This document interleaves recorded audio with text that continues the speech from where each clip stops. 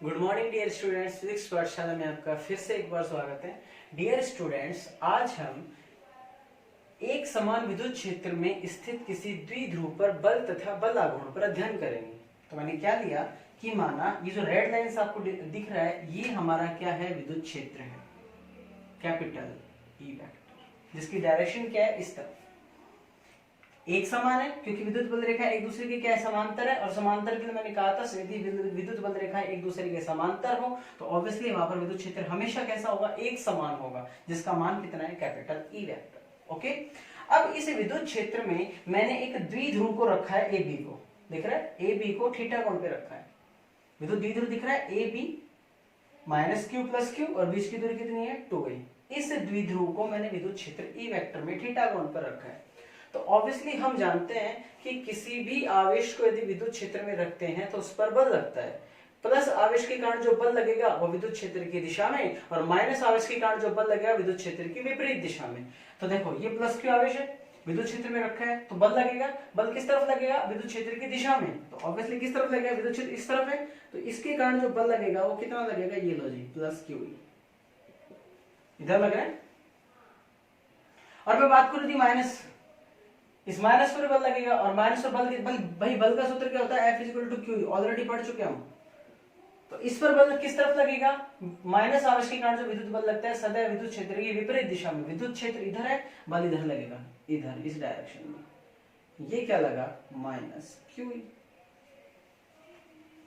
तो यदि इस द्विध्रुव पर मैं टोटल बल निकालना चाहूं तो दोनों बलों को क्या कर दूंगा, मैं ऐड कर दूंगा। तो F इक्वल कुल बल, F इज इक्वल टू, एक तो है प्लस क्यू और दूसरा है माइनस क्यू। ऑब्वियसली एक दूसरे को कैंसिल करके टोटल बल कितना आ गया, 0। अर्थात इस द्विध्रुव पर किसी प्रकार का कोई बल नहीं लगेगा। क्लियर है। और बल नहीं लगेगा मतलब ना तो इधर को बल लग रहा है ना इधर बल लग रहा है। एक्चुअली बल तो लग रहा है लेकिन एक दूसरे के प्रभाव को क्या कर रहा है, निरस्त कर रहे हैं। तो ना तो ये सपोज पर ये हमारा पेन विद्युत, ये कोई द्विध्रुव है, तो ना तो ये इसको इधर खींच सकता है और ना ही ये इसको इधर खींच सकता है। ऑब्वियसली कुल मिलाकर ये बोल सकता हूं कि इस द्विध्रुव के कारण बल ना लगने के कारण, एक्चुअली कुल बल 0 होने के कारण ये द्विध्रुव किसी प्रकार का कोई स्थानांतरीय गति नहीं करेगा। ना तो ये द्विध्रुव इधर जाएगा और ना ही द्विध्रुव इधर जाएगा, क्योंकि कुल बल कितना लग रहा है, 0। क्योंकि दोनों तरफ भाई ये जितना बल से खींच रहा है वो इतने बल से खींच रहा है, एक दूसरे को कैंसिल कर देंगे, अर्थात ये यहीं के रहेगा। किसी प्रकार की कोई स्थानांतरीय गति नहीं होगी। यहाँ पर स्थानांतरीय गति की बात कर रहा हूं बेटा,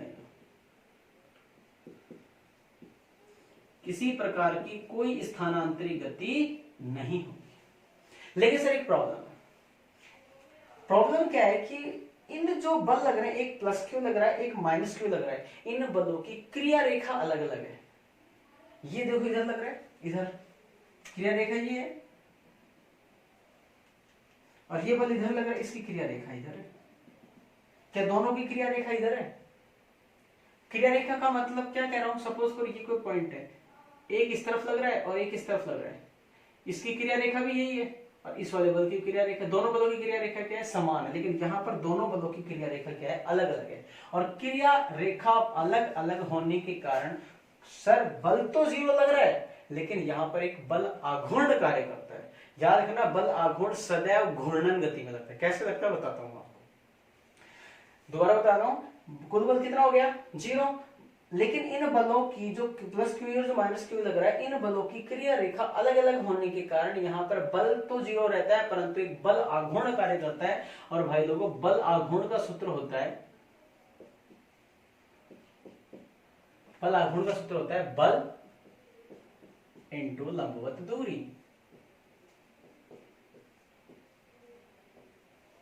लंबवत दूरी बल आघूर्ण को रिप्रेजेंट करते हैं टॉर्क से। ये लो जी, ये निशान होता है टॉर्क। क्लियर है? हाँ जी।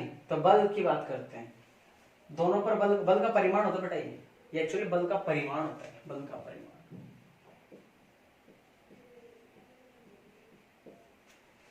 तो भाई परिमाण क्या है, मैं दोनों पदों का परिमाण, एक का प्लस क्यू है, एक माइनस क्यू। प्लस माइनस तो दिशा रिप्रेजेंट कर रहे हैं, प्लस इधर लग रहा है, माइनस इधर, लेकिन परिमाण दोनों का कितना है, क्यू ही है। देखो ये भी क्यू ई, ये भी क्यू ई, तो परिमाण तो कितना लगा, QE। एग्री? और मैं बात करूं आगे आ रहा है लंबवत दूरी। दोनों जो क्रिया रेखा है दोनों बलों के बीच में लंबवत दूरी, लंबवत दूरी बेटा दोनों बलों के बीच की दूरी कितनी है? यहां पर आपको दिख रही है AB, लेकिन ये AB लंबवत नहीं है, लंबवत थोड़ी है। लंबवत क्या होगी? लंबवत के लिए मैं क्या करता हूं, इस क्रिया रेखा के ऊपर एक लंब डाल देता हूं मैं, ये रहा,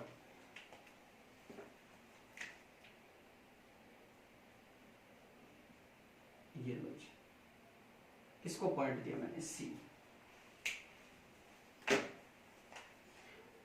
तो भाई लोगों जो लंबवत दूरी होगी, ये बल और ये बल, भाई दोनों बलों के बीच की एक पॉइंट पे ये लगा एक पे, दोनों बलों के बीच ऑब्वियसली दूरी तो ये, लेकिन लंबवत नहीं। लंबवत का मतलब दोनों से 90 डिग्री बढ़ना चाहिए। 90 डिग्री का मतलब ये होगी, इसकी क्रिया रेखा मैंने आगे बढ़ाया, इसके ऊपर लंब खींच दिया, तो ये लंबवत दूरी कितनी है? BC।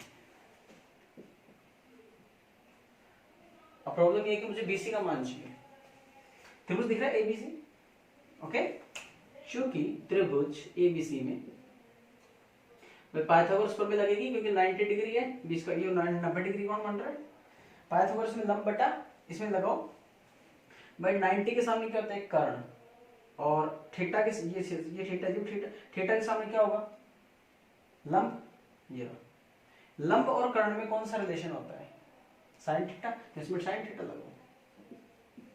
सूत्र होता है लंब बटा कर्ण। लंब कितना है? BC, और कर्ण कितना है? 2A AB। तो यहां से BC की वैल्यू कितनी आ गई? 2A sine theta. मैंने वैल्यू पुट करो, अतः टॉर्क बराबर QE into 2A sine theta. कोई डाउट है? इसको थोड़ा मैं ऐसे लिख सकता हूं,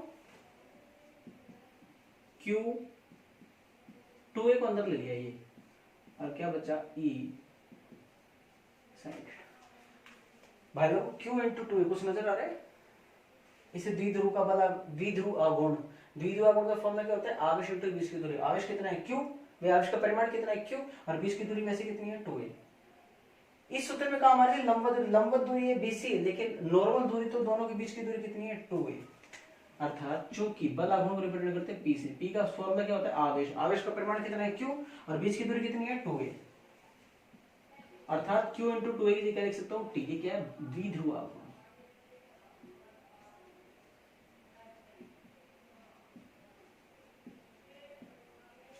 तो मैंने वैल्यू पुट करूं, टॉर्क बराबर इसकी जगह P E साइन थीटा। ये बचे यदि सदिश, और हमें पता है सदिश रूप में यदि AB साइन थीटा को क्या लिख सकते हैं? A cross B। इसी प्रकार इसको क्या लिख सकते हैं? टॉर्क बराबर, टॉर्क वेक्टर बराबर P क्रॉस E।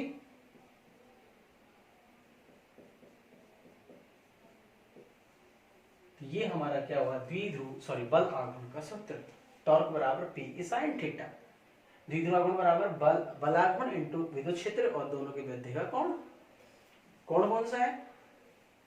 द्विध्रुव और विद्युत क्षेत्र के बीच का कोण। ये विद्युत क्षेत्र ये था, द्विध्रुव ये था, थीटा वाला होता है। तो टॉर्क बराबर क्या हो गया? P cross E।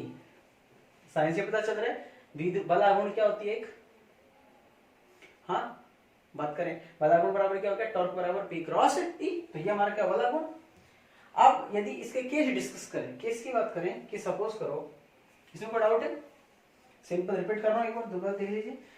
विद्युत क्षेत्र में द्विध्रुव रखा, plus Q minus Q, plus Q के कारण विद्युत बल इस तरफ, माइनस Q के कारण इस तरफ, इसके तरफ Q, इसके तरफ माइनस Q, दोनों को टोटल किया 0 है। किसी प्रकार का टोटल बल 0 काम करेगा इसके ऊपर, और बल काम करने के कारण, बल 0 काम करने के कारण ये ना तो इधर खिसकेगा ना ही इधर खिसकेगा, अर्थात स्थानांतरी गति कितनी होगी? 0। कोई स्थानांतरी गति नहीं करेगा। लेकिन स्थानांतरी गति नहीं करेगा, परंतु इन बलों की क्रिया रेखा अलग अलग होने के कारण इस पर एक बल आघूर्ण काम करेगा। और ये बल आघूर्ण वास्तव में करता क्या है?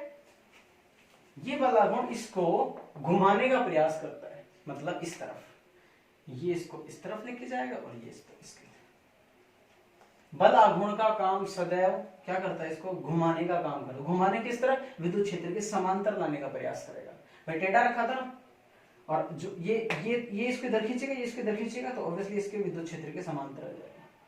तो बल आघूर्ण इसको विद्युत क्षेत्र के समांतर लाने का प्रयास करेगा। यदि इसका सूत्र की बात करें तो सूत्र क्या होता है, बल का परिमाण इंटू लंबवत दूरी। बल का परिमाण कितना है, क्यू ई, बेस पर भी क्यू, इस पर क्यू, बीच की दूरी कितनी है, बीसी, लंबवत दूरी एक्चुअली बीसी की वैल्यू फाइंड आउट की, मैंने वैल्यू पुट की, क्यू इंटू टू क्या हो गया, द्विध्रुव कोण टॉर्क बराबर P cross E. Simple, okay. यदि नेक्स्ट बात करूं, इसके केस कंसीडर करूं,